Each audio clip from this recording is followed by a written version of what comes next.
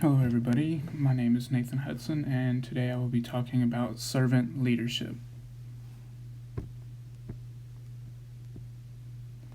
The definition of servant leadership is a leadership philosophy in which the goal of the leader is to serve, whether it be in sports or business or anything where somebody has a following.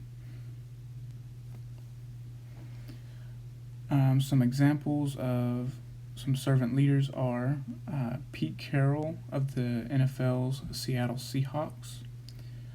And for business is Chick-fil-A, which is a popular food chain that specializes in chicken.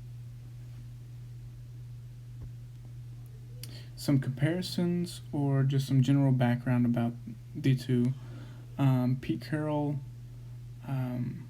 players love to have Pete as their coach because he knows when to be serious and when to have fun. And this is important because this is one of the things players typically talk about. They don't like being serious all the time. It helps take a load off of them, especially right after practice or before practice, letting them get into their mojo.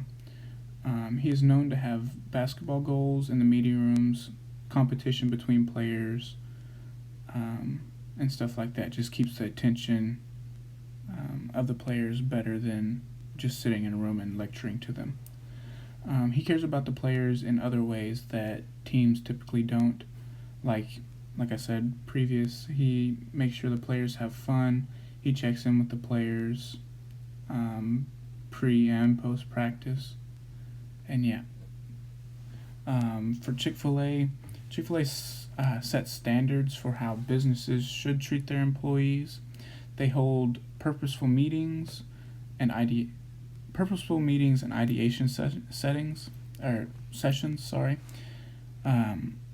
which are important because employees who have worked in a fast food setting or even a retail setting, a lot of the meetings that they've had and that I've experienced personally, some of the meetings are irrelevant and just unnecessary. So making sure that they're purposeful and to the point, while also having ideation sessions, which is for food is pretty important, coming up with new concepts or new ideas to either sell product or create a new idea for a product is very important, staying ahead of the curve.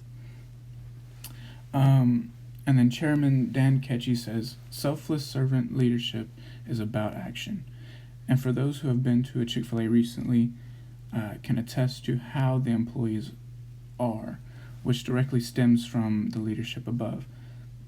The employees are known for saying my pleasure and just being extremely polite. So being able to get that across to your employees as leadership just shows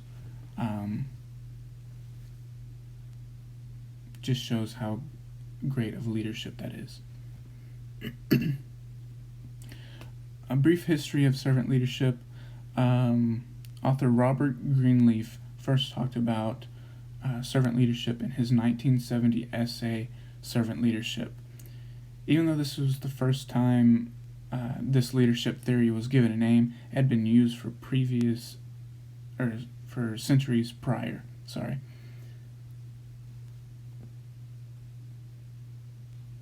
And then in my conclusion, my personal opinion, on servant leadership is that I believe it is beneficial in certain circumstances.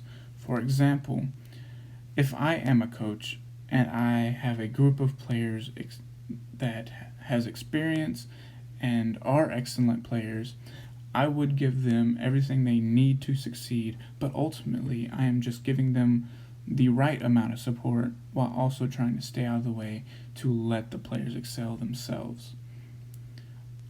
I believe some coaches or even business leaders, sometimes they mess themselves up by trying to assert their leadership onto an experienced or a well-working employee or system, and that ends up ruining it. So just being able to adjust the amount of help or resources you give a player, employee, or system,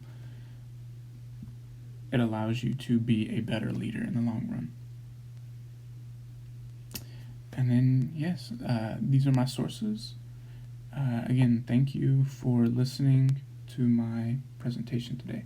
Have a good one.